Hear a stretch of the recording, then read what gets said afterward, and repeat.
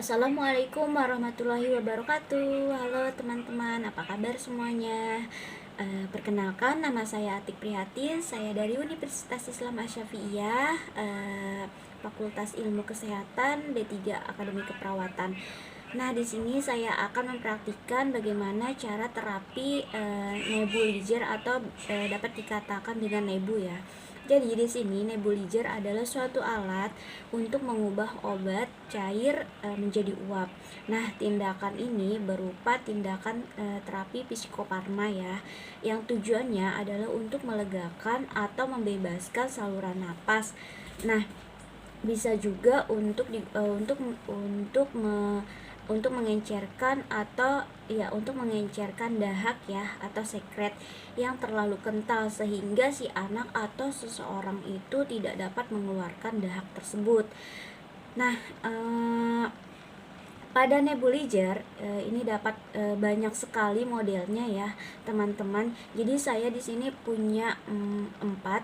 Jadi kan punya 4 model nebu yang biasa digunakan di rumah saya karena kebetulan di rumah saya kebetulan di rumah saya banyak ada keluarga yang mempunyai atau mengidap asma. Nah, langsung saja jadi jenis-jenis atau macam-macam nebulizer. Yang pertama itu adalah nebu yang dilengkapi dengan kompresor ya. Seperti ini contohnya.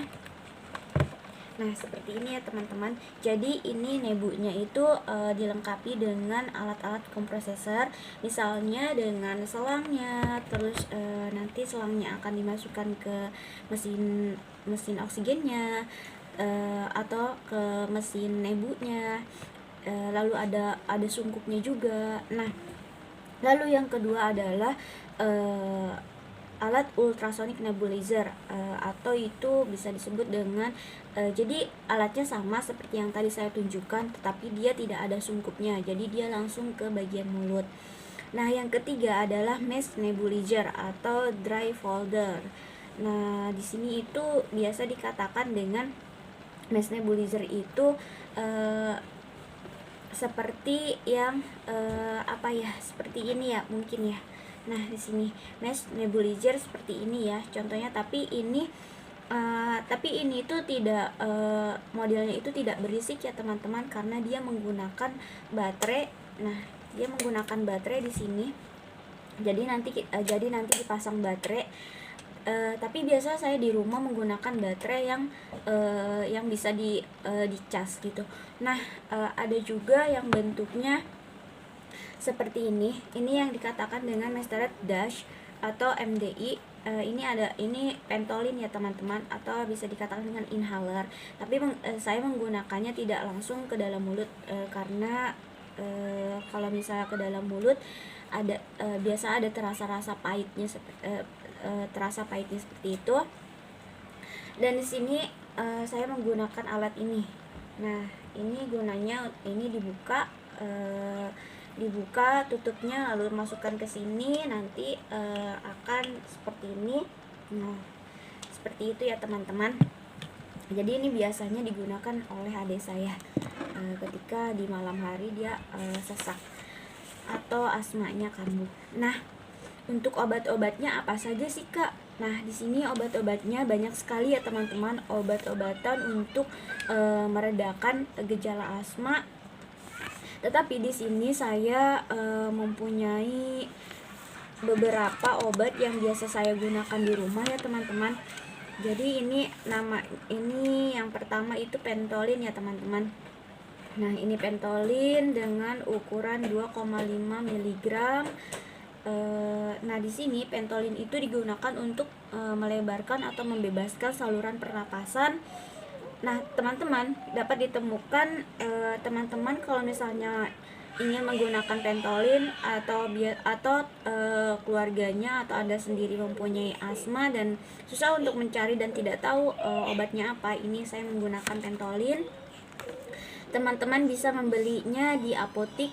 Jangan lupa ya harus dengan resep dokter ya teman-teman, karena biasanya apotik tidak mau menerima atau tidak mau memberikan obatnya tanpa resep dokter. Nah, ada lagi dengan ini Pulmicort. Ini Pulmicort atau ya Pulmicort sama. Jadi biasanya saya menggunakan Pulmicort untuk mengencerkan dahak, atau ketika si dahaknya itu tidak bisa dikeluarkan ya teman-teman, sehingga itu dahaknya terlalu kental dan sehingga tidak bisa dikeluarkan. Jadi ada lagi satu, itu namanya Combipen, tapi saya tidak punya di rumah stoknya karena sudah habis. Jadi Combipen itu penyumbatan saluran napas akibat terdapatnya sekret. Jadi yang tadi saya katakan ini sama fungsinya Combipen dengan Pulmicort sama. Biasanya itu ketika anak sedang batuk berdahak ya teman-teman. Dan ini ada satu lagi, ini Poluntin. Ini saya dapat obat ini dari Singapura karena kebetulan juga adik saya sedang berobat di sana, jadi dibawakan ini. Dan ini sama fungsinya dengan Pentolin, dan komposisinya juga sama dengan Pentolin, hanya dia beda kemasan saja. Sudah saya baca-baca banyak referensinya juga, ternyata sama. Dan ini ukurannya juga hanya beda. Kalau yang ini adalah 2,5 mg, kalau yang ini 4 ml ya teman-teman. Biasa saya menggunakan Poluntin ini ketika asmanya memang benar-benar sesak banget dan benar-benar berat ya teman-teman. Biasa saya menggunakan ini kepada adik saya hanya 2 ml saja, dicampur dengan NaCl ya teman-teman. Karena kenapa saya memberikan hanya 2 ml, karena itu kalau misalnya dosisnya saya berikan dengan 4 ml, karena saya takutkan terlalu banyak ketika saya memberikan, dan efek sampingnya akan terlalu berat seperti itu. Jadi saya berikan setengahnya saja, yaitu 2 ml saja teman-teman. Oke, yang selanjutnya saya akan masuk ke sesi bagaimana sih Kak caranya memasang atau menggunakan alat nebulizer ini atau yang tadi saya sudah jelaskan. Nah, langsung saja ya teman-teman, kita mulai bagaimana caranya. Oke, cekidot. Nah teman-teman, kita selanjutnya masuk ke persiapan alat ya teman-teman. Ini saya sudah siapkan alatnya. Ini adalah mesin nebulizernya atau sumber dari oksigennya dari sini ya teman-teman. Nah ini adalah selang penghubung antara bagian tabung ke bagian mesinnya ya teman-teman. Ini sudah saya sambungkan. Dan ini ada masker sungkupnya. Lalu saya menyediakan ini speed. Seharusnya speednya itu 5 cc ya teman-teman, tapi karena di rumah stoknya hanya 3 cc, jadi saya menggunakan 3 cc, dan biasanya saya menggunakan ini hanya 3 cc saja, dan atau kadang 2 cc atau 1,5 seperti itu. Dan saya sudah siapkan ini NaCl ukurannya 0,9% ya teman-teman. Lalu obatnya saya menggunakan Pulmicort saja. Nanti saya akan mencampur antara Pulmicort dengan NaCl nya. Lalu sarung tangan dan bengkok serta sanitizer. Nah yang selanjutnya, jangan lupa teman-teman, sebelum kita melakukan tindakan, jaga privasi terlebih dahulu, karena kenyamanan dan keamanan pasien itu yang paling utama ya teman-teman. Lalu yang selanjutnya, kita persiapkan tujuan dan prosedur, atau jelaskan tujuan dan prosedur kepada pasien. Nah saya akan coba untuk jelaskan tujuan dan prosedurnya seperti apa ya teman-teman kepada pasiennya. Halo Ade, selamat pagi. Selamat pagi. Bagaimana hari ini kabarnya? Selamat pagi Ade. Selamat pagi. Bagaimana hari ini kabarnya? Baik. Oh iya, semalam bagaimana tidurnya? Ada sesak ya? Iya, tapi pilek doang. Oh gitu, ya sudah kalau gitu hari ini kita akan melakukan nebulizer ya, atau uap aja ya, supaya nanti sekretnya atau lendir di dalam hidungnya nanti bisa keluar dan mudah untuk dikeluarkan ya. Oke, nanti tindakannya kurang lebih dari 30 menit ya. Oke, Ade mau duduk posisinya atau mau tiduran? Duduk saja ya, biar lebih mudah ya. Oke, baik. Oke teman-teman, itu yang tadi persiapan alat dan kontak dengan pasien ya. Lalu selanjutnya saya mencuci tangan.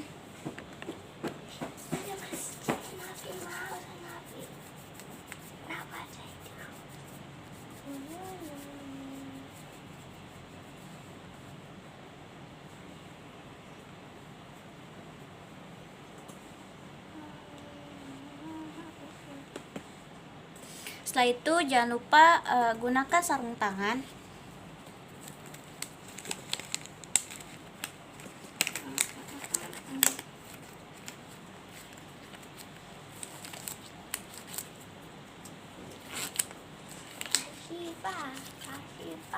Asyifa.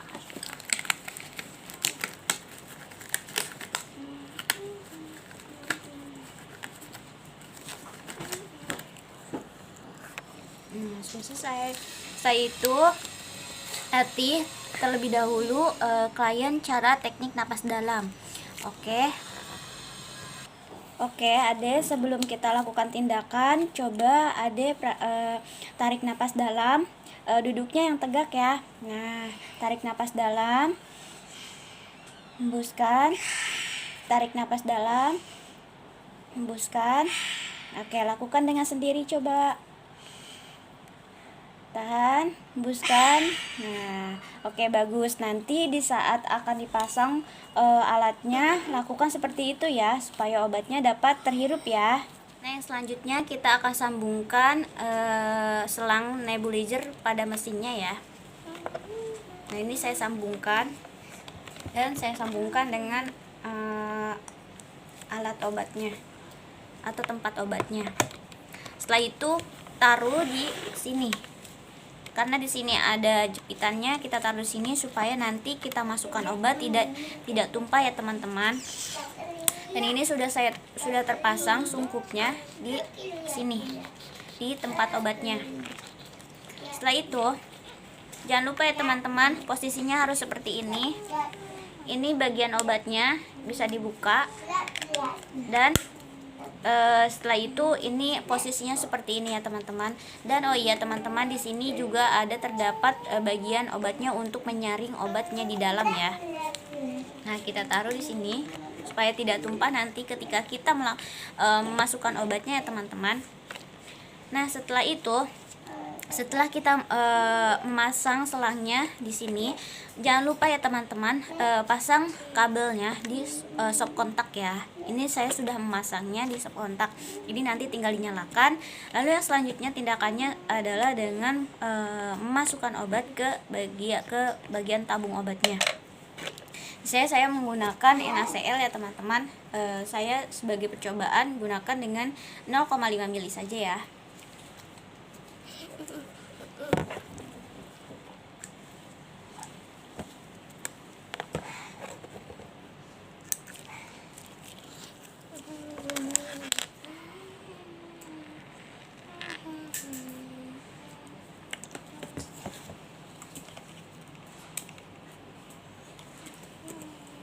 Nah, setelah itu ini obat yang kedua, itu Pulmicort ya. Ini bisa dipotek lalu dimasukkan ke sini ya teman-teman.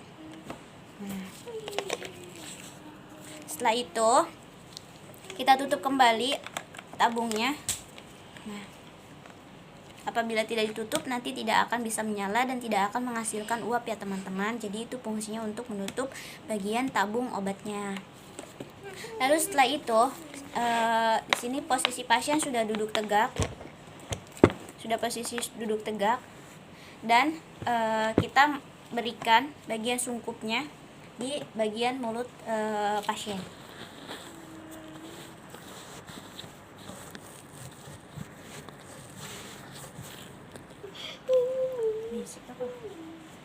Nih ya. Jadi kalau misalnya ini kurang kencang, jadi bisa ditarik di sini bagian talinya ya teman-teman.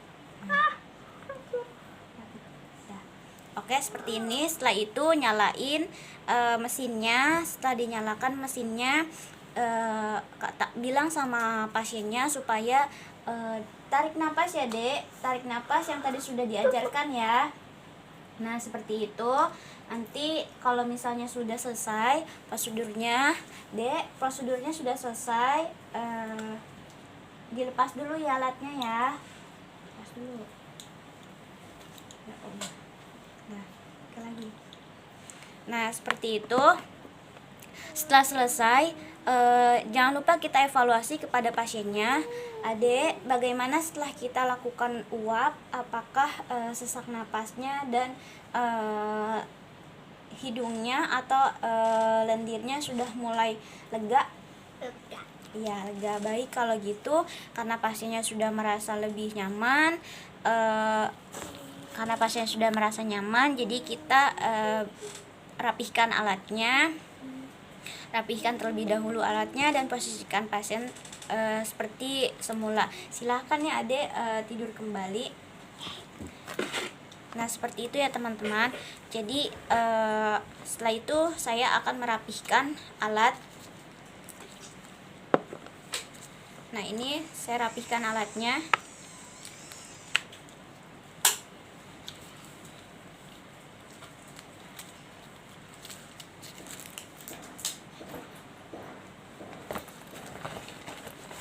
Bisa semua kali ya.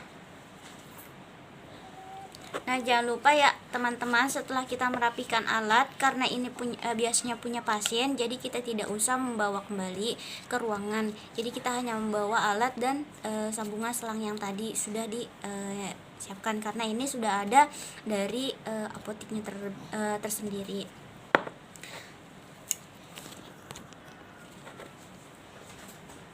Jadi sekarang kali ya.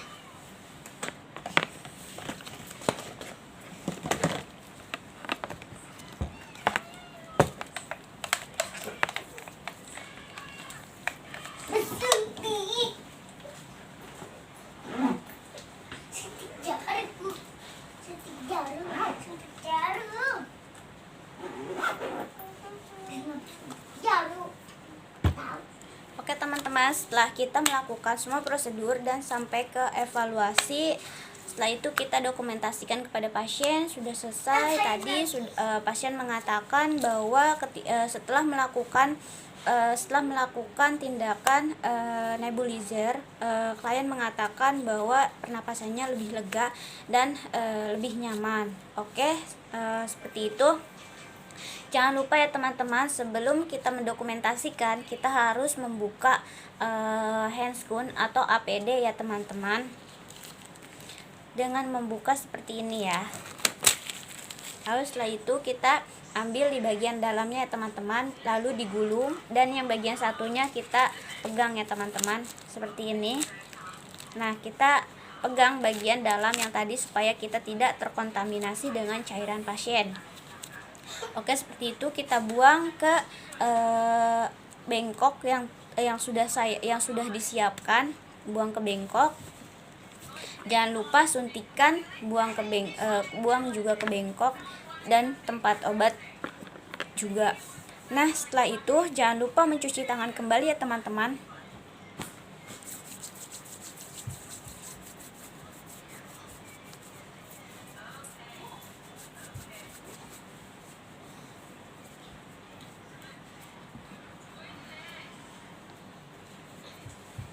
Oke, sudah selesai ya teman-teman.